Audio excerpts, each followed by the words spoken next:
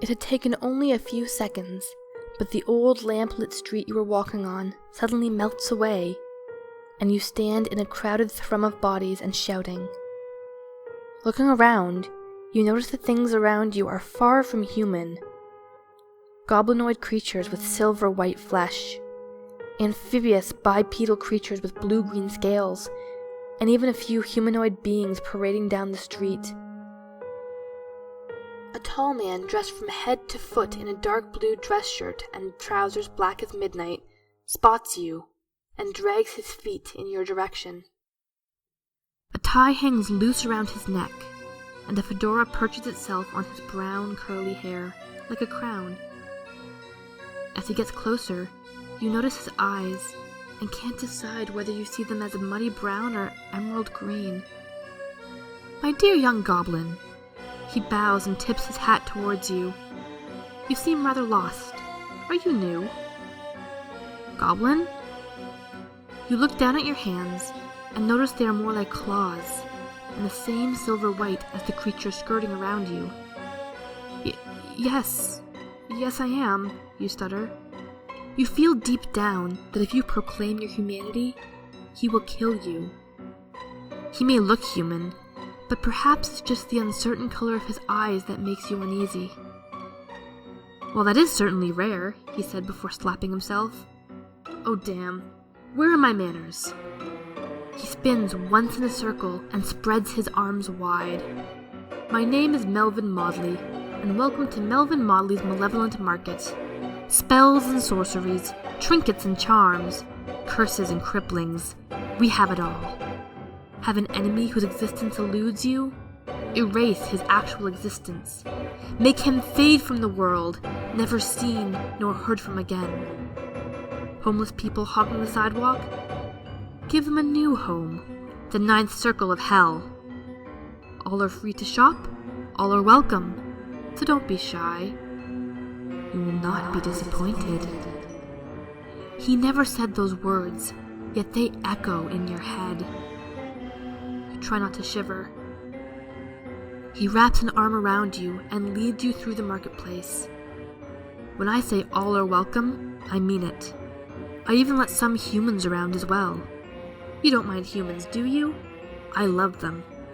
In fact, if there is one thing I love about humans, it's the vicious ferocity of their vengeful minds, the pitch blackness hidden away in their hearts, more monstrous than our own.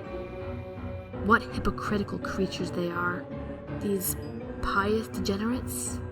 Yes, I like the sound of that. Pious degenerates, so gentle when powerless, yet so ready to abuse all the power in the world. Also stupid.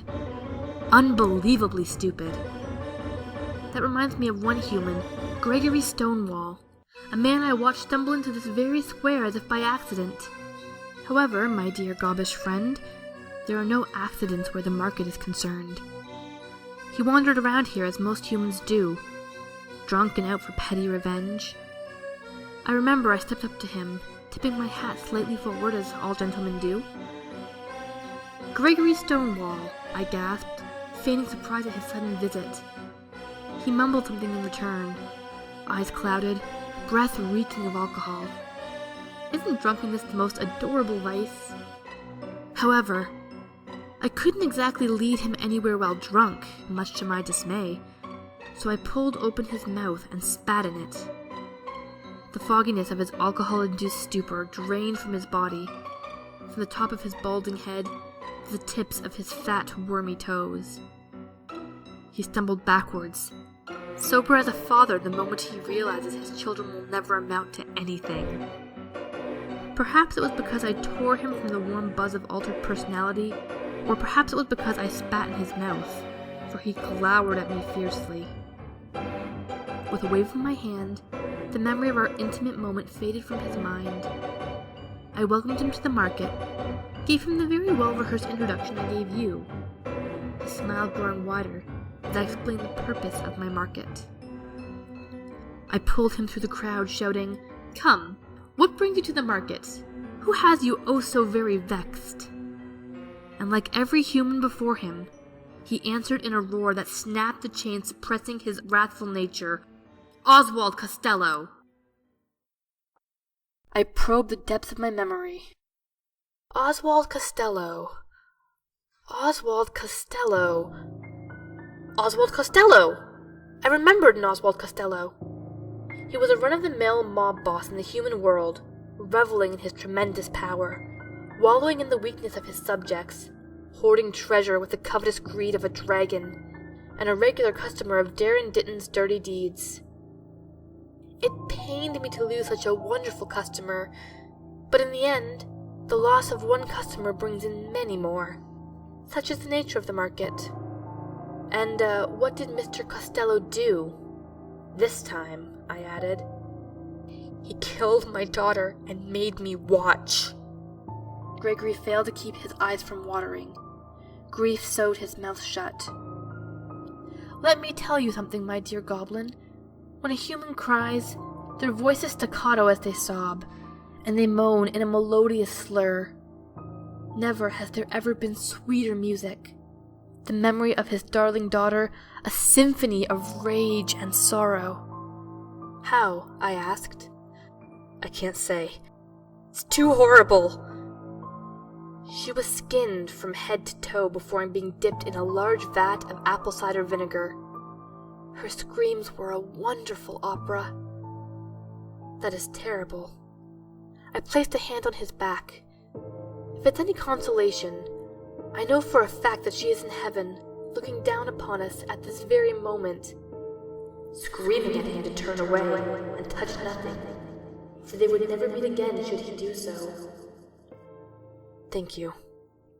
You're very welcome. We arrived at Sheila Stewart's confectionery, a shop seemingly made entirely out of gingerbread. It isn't. Sheila's confectionery is composed of 95% pure gingerbread. The other 5% is made of brownie bricks, when she ran out of said gingerbread. The storefront looks like it's decorated with white frosting of the purest white and brightest baby blue. It isn't. The frosting is made of plastic. Cold, hard, inedible plastic. At least the stained glass windows are made of candy. And so, we entered Sheila's mostly gingerbread shop, but found no one at the counter. Why are we in a candy store? Gregory asked. Vengeance, I replied. Sheila, are you in the back? A petite woman in a powder white apron came rushing to the front of the store, a friendly smile on her face. Sorry for the wait.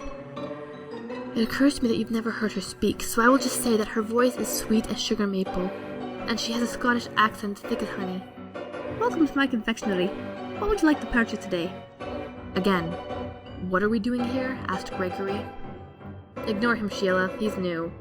I rapped the glass window, shielding her delectable delights. Just run him through the choices. Okay then, Sheila replied. We have choking chocolates, transfiguring treats, and carcinogenic candies. Carcinogenic candies? Gregory scratched his balding spot. Candies that give one cancer, I explained. For example, over there's the leukemia licorice, and over there's a lung cancer lollipop. We won't be needing those. Our target is rich and already quite old. He'll be living it up.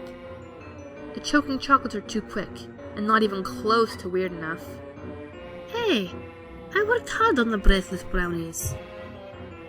Sorry, but aside from the pneumonia Nemo bars, which is a disease easily cured today, there's nothing really interesting there. Sheila scowled. Polio pavlova, bubonic boba tea, scarlet fever pixie sticks.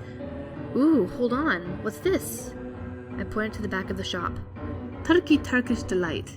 Turns people into turkeys. Seems useless, but... I turned to face Gregory. Thanksgiving is just around the corner, correct? He nodded.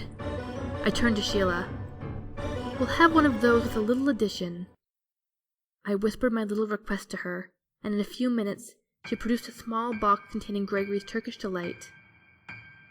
Now before you take that, there's the matter of your payment. I motioned to Gregory, beckoning him closer.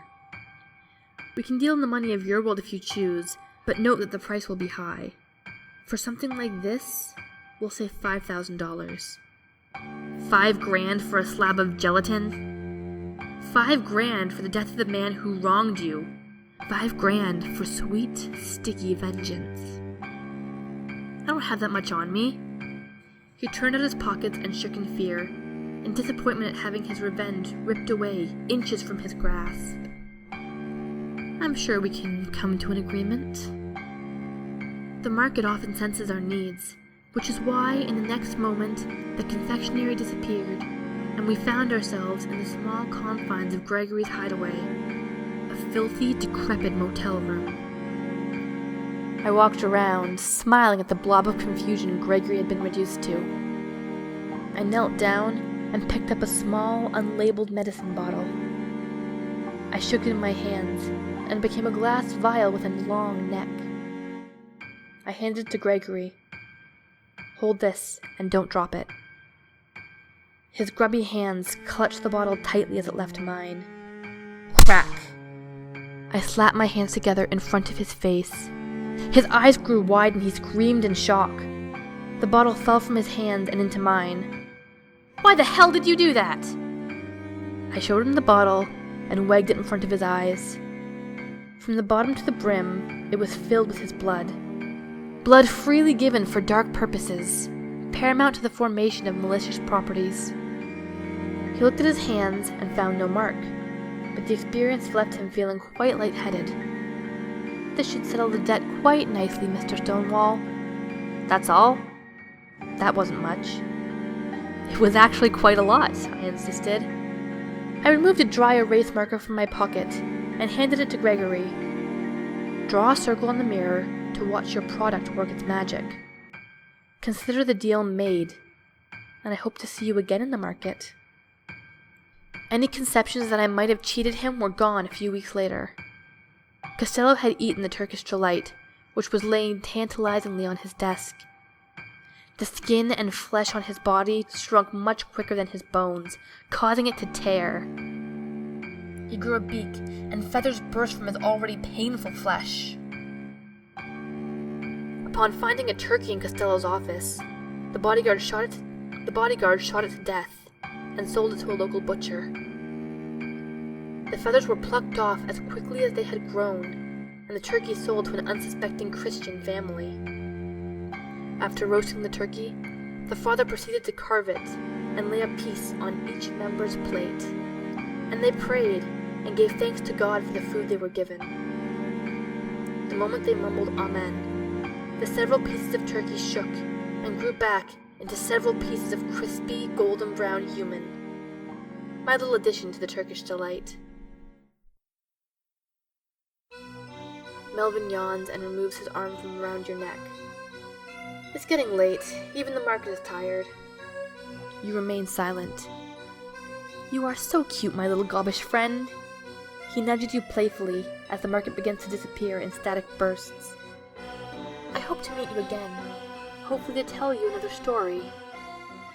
The market fades from sight, and you're back on the black bitumen of the old lamplit road you'd been walking on. You look to your hands, seeing normal human hands, free from claws and silver-white skin. You sigh with relief and think to yourself it must have been a dream. Just as you start believing there is no malevolent market, no Melvin Maudley, a newspaper is blown onto your path by a sudden gust of wind. The pit of your stomach feels cold as the headline that comes into focus. Mob boss found, cooked and carved on Thanksgiving Eve.